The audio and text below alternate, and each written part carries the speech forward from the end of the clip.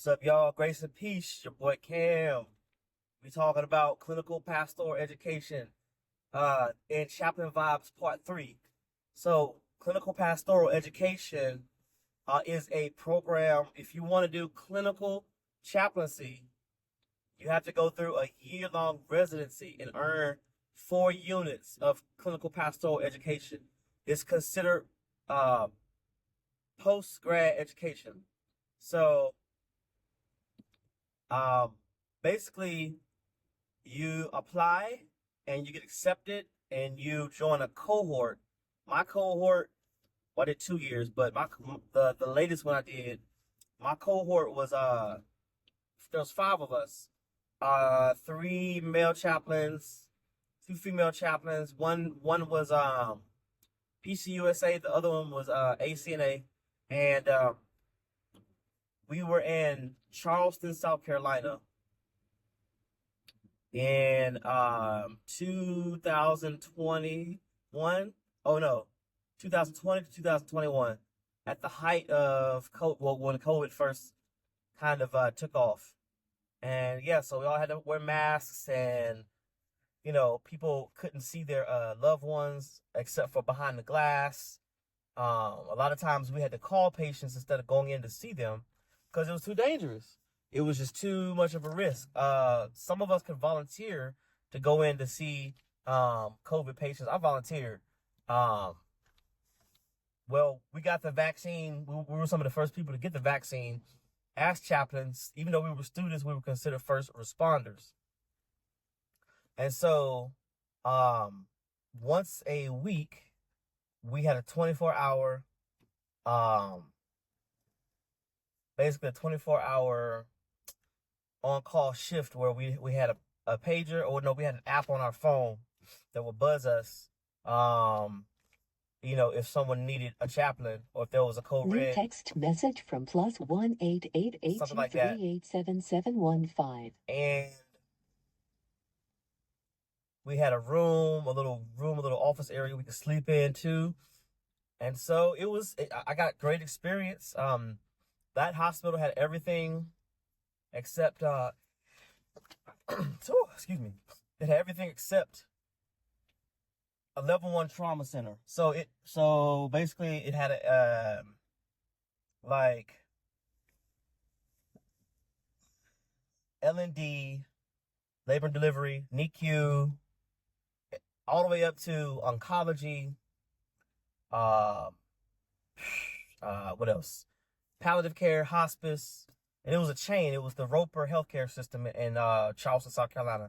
So there's 5-6 hospitals and small little clinics. And yeah, we went all over Charleston because you have the city of North Charleston, then you have North Charleston, then you have Charleston proper, then you have Mount Pleasant, which is a whole different city connected by an island or a bridge. It's another island connected by a bridge because Charleston, South Carolina, beautiful. If you've never been, by the way, just gorgeous, gorgeous, gorgeous. But it's all islands connected by water.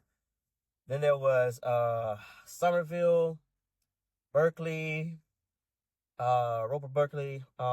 Anyway, so yeah, we would respond and get dispatched to whatever. One time, I got a call. It was like 3 a.m. The nurses were, calling me as a chaplain because a patient was saying he was seeing the devil in his room. And New text message from Jeff Hurlage. I was just like, woo, okay. I'm a student chaplain, not making a lot of money.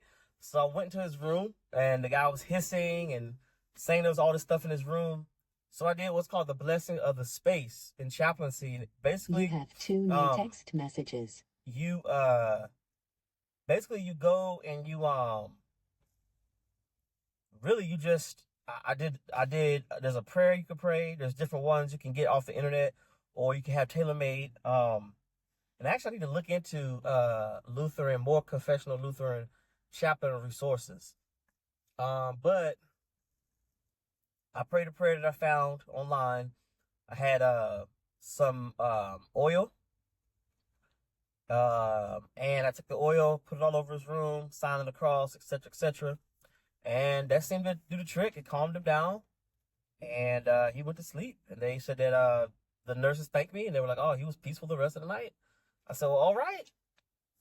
So, but that's some of the things that will happen when you're on call. So then, the educational piece of it was we had to do what's called verbatims. Verbatims are written accounts of our patient encounters. And every couple of weeks, someone would do a different verbatim, and our cohort, we get together, critique them. We also had something called IPR, which is interpersonal relations. And in IPR, we would get together, kind of hash out our differences with each other, or discuss maybe conflicts with people on our floors, or those kinds of things. And different, you'll see like different sections of a hospital, or even amongst nurses, different specialties will have kind of like their own. It's like really fraternal. They have their own kind of close-knit kind of family. The ER nurses, for example, tended to be a bit more open to the chaplains, whereas CVICU, they were more close-knit. And that's just how it was. But I met a lot of amazing people. And then with the verbatims and the research projects we'd have to do, we got into all kinds of things: bioethics, healthcare disparities amongst women, minorities, that kind of thing. And this was all started by a guy named Anton Boysen back in, I think, the early 1900s. He was a Presbyterian, a small country church. And long story short is he fell in love with this woman. And he basically got friend zoned, but then he just continued to pursue her. And the more she rejected him, the worse it made him feel. And he went into a psych ward. Y'all, listen, gang, listen.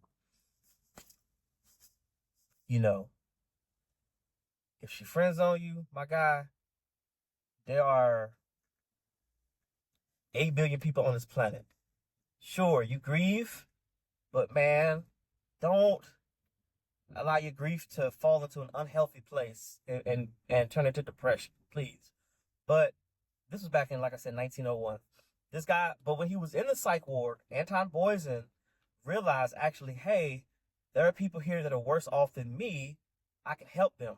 So CPE, clinical pastoral education, is a foundational bridge between psychology and theology that integrates the two, and that's becoming more and more popular, and more needed for clergy. Matter of fact, where I live, the Veterans Affairs Hospital, to be a Veterans Affairs chaplain, which I would love to be, extremely competitive. One of the things you have to have is some kind of a specialty. So nowadays, there are chaplains who are licensed professional counselors. Some are licensed clinical social workers. Some are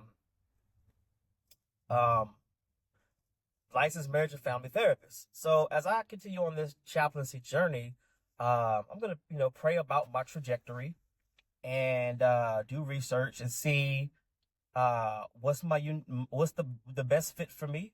But for right now, I'm really I'm digging hospice chaplaincy. And so my next journey will be to become a board certified clinical chaplain, and that will be the next video. All right, it's Cam. I'm out. Wittenberg Project on YouTube. AugsburgPhoenix .org. That's my personal site. AugsburgPhoenix. The podcast is available on iTunes now and Spotify. Check out our app, Evangelical Catholic. It'll be brown with a tan background. That's ours. Check out our Zazzle store for merchandise. And shout out to the boy Flame. Google his Extra Notes Academy for more confessional Lutheran content. Grace and peace.